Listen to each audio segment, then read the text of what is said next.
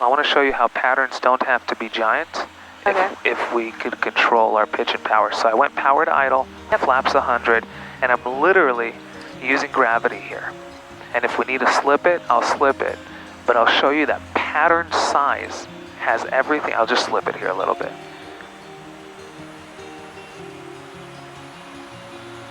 So we're not gaining energy, Sink but rate. we're losing altitude. Pull up. Excellent. Pull Pattern up. size Pull has up. everything to do Pull up. with power Pull and up. pitch, and that's Sink about rate. it.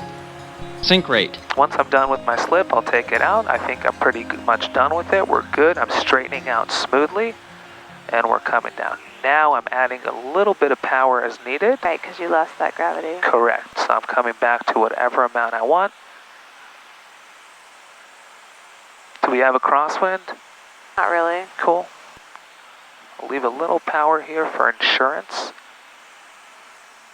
Slowly take it out.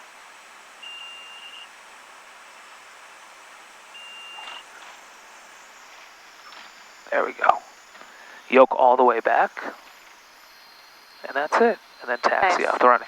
You saw how small a pattern Romeo could be. left on Echo, runway 25, taxi via Sierra. Left Echo 25, yes, Sierra 40 Romeo.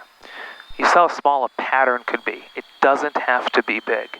Right. So what I want you to start paying attention to now on your next patterns is whenever you feel is the right time to turn base, I want you to turn a little sooner than that. And control our descent and proximity to the runway, clear right, with a sufficient reduction in power. The reason patterns are big, Jenny, is because people don't reduce their power. So the plane doesn't want to descend. And if you don't descend, you always appear high relative to the runway. So when it comes to patterns, a beam the touchdown point, bring that power back sufficiently, flaps 50. Keep a constant descent coming, your patterns will be about half their size. That last part, what did you say with the flaps? What did you say? A beam your touchdown point. A beam your touchdown point. Power comes back. Reduce power and go flaps 50. Got it.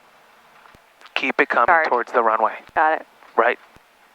Now, I'm not telling you to slip on a normal pattern. No, I just understand. try Yeah, to keep because it he's the tight. king area. Right. He was right behind us. But in general, what you want to do is just control your pitch and power in a way that your patterns are not that big. They One don't of the have to things be that I big. remember I used to do, and now for some reason I can't get a hold on it, is when I turn downwind to base, and all through base, it's like, you know, I'm dropping the nose, I'm getting fast, but then I feel like I'm pulling G's if I'm, like, I feel like my speed's just like starts doing whatever. And I remember I used to not do that. I could hold whatever speed I wanted to make that turn. Does that make sense? And I think it's just, I just haven't done a lot of whatever that is, you know, like I don't, but. And we just did this without a screen. I have no clue what my speeds were throughout the whole thing. So I don't need an upgrade on the screen, okay. No, it's true. You don't need to know what your speed is at all times with the plane, right? I slipped it without knowing my speed because I knew I have more energy. Right. And then guess what? When I was done with the slip, I brought it back out and I added whatever amount and then of power. you could feel it. You could feel the gravity. Exactly. You could stop, and then you felt like you needed the power because you're starting to like sink down. Exactly. So just something for you to keep in mind. So I'm happy the King Air was there to just kind of keep us tight, but keep that in mind. Big patterns are a result of not reducing power and therefore not descending. Got it. Right?